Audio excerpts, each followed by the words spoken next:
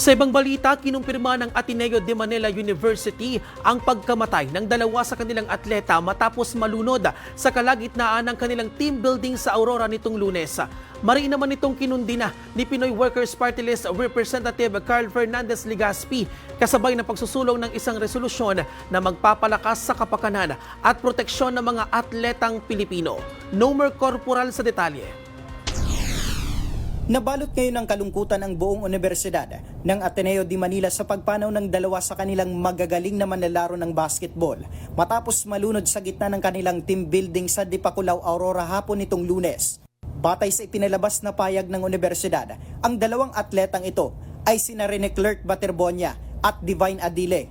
Samantala nagpaabot naman ng simpatsya at pakikidumamay si Pinoy Workers Party List Representative Carl Fernandez Legaspi sa pamilyang naiwan ng dalawang atleta at maging sa buong Ateneo community.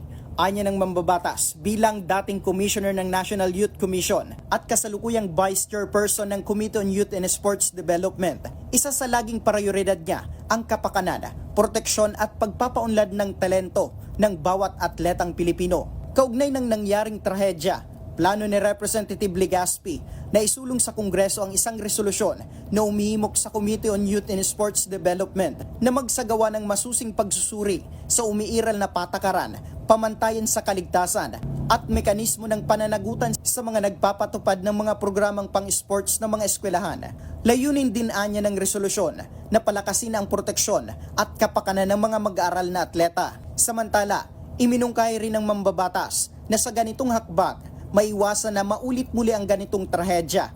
Samantala sa ipinalabas naman na payag ng Police Regional Office 3, lumalabas sa kanilang investigasyon na walang foul play sa pagkamatay ng dalawang biktima kung saan dahil sa malakas na agos, dinala ang mga biktima sa malalim na bahagi ng tubig na nagresulta sa kanilang pagkalunod. Sa kabila nito, patuloy pa rin ang kanilang ginagawang malalim na investigasyon sa insidente.